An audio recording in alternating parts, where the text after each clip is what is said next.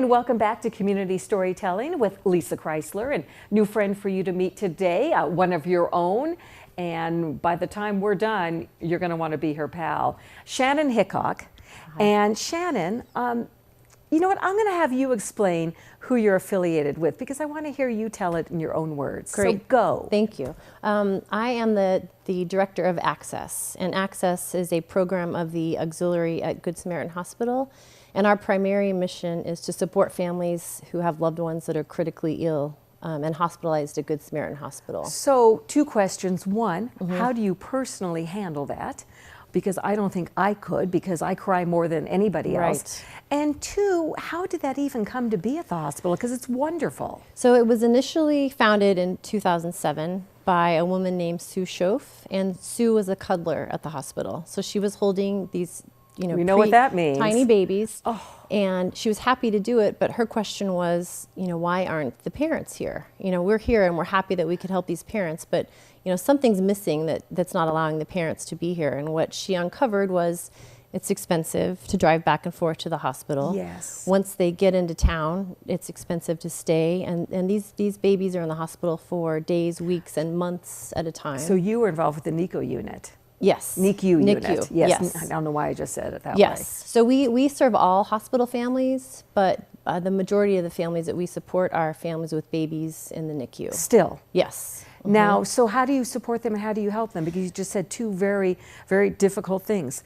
It's a far drive for many of them, it's a long stay, and it's expensive. Yes. So one thing we have on campus at the hospital is an RV. So it's a single family RV that has room for 6 people to stay in. It has a small kitchenette, bathroom, shower, and it's just our little home away from home there at the hospital.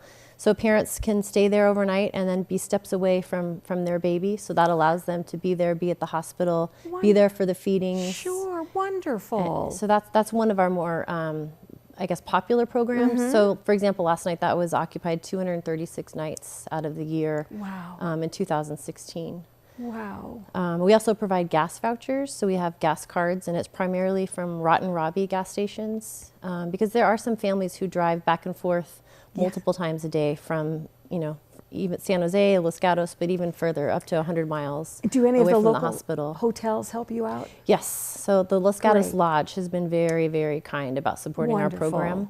So there are times if someone finds themselves at the hospital with no notice, they just need one night to regroup and kind of figure out what they're going to do, then we provide emergency hotel stays so they can go stay for a night, shower, rest, sleep, and then prepare for what's in store for them. And I'm sure you've walked down to see these families many times. I mean, how hard that must be. It is difficult.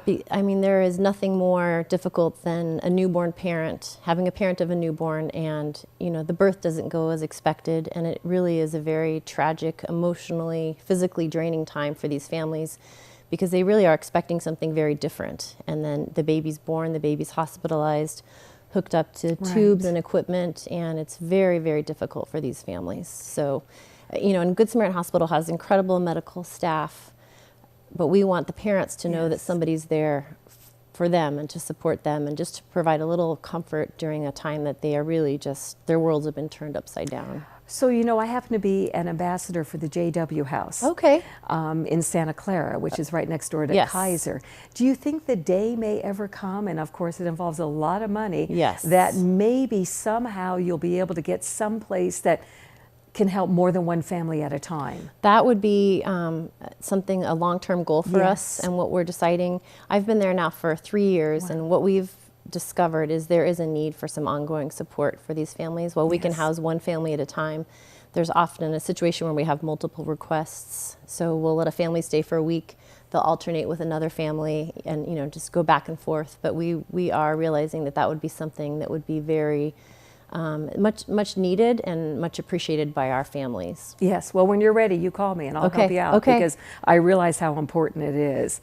Now, the NICU unit, am I saying it right? NICU. NICU unit. It always sounds funny when I say it. Neonatal intensive care unit. I was going to say half of what I say sounds funny. But the NICU unit, I do happen to know how great it is at Good Samaritan Hospital because I've had friends with grandchildren who have been transferred there. So I know how busy you are. Yes. And can people donate to Access and help you out? They say, you know, that's where I want my money to go to these families. Yes, they can. And how do they do that? So we have a website, accessgoodsamsanjose.org, where people can go on. There's a Donate Now button, and they can go on and donate online. They can call our office at 408-559-2395 to get more information, or to get information sent to them if they'd rather do it that way. And do you need volunteers as well? We Cuddlers? do. We do you still do cuddlers? We do. We need cuddlers. So Access doesn't oversee the cuddler program, but we have drivers, for example, volunteers who, so a mom has a C-section and she's not able to drive for 6 weeks. So our volunteers will go pick her up and take her from home to the hospital. We also help oncology patients undergoing treatment. So last year our volunteers drove 6,370 miles, their own time, their own vehicles, just to make sure that either patients can get to their treatment or moms and dads can be with their babies at the hospital. So we need drivers. We have a car seat program. So we have car seat technicians where they'll help parents install their car seats. It's a free to the community, but we have certified technicians, so we're always in need of more technicians. We have childcare for siblings of patients, so if you know, mom and dad have another baby and they want to go in and see the baby in the NICU, our volunteers will help watch the sibling for up to an hour at a time. I'm a fairly new grandma. I have a 2.5 and a 3-month-old. So you're describing grandmas. Yep. So I'm thinking, if you're not a grandma yet and you want to get some practice, yes, this is the way to do it. Yes, you're right. I mean, and how rewarding is this? Yes, it really is. And there is a true need. And you look at these families and they are just you know, everything's been dealt with to them overnight without really any idea of what's in front of them. So if we can just say, we will help you with this, we'll help you with childcare, we provide food in the hospital waiting rooms. It's so fabulous. I mean, thanks, Sue.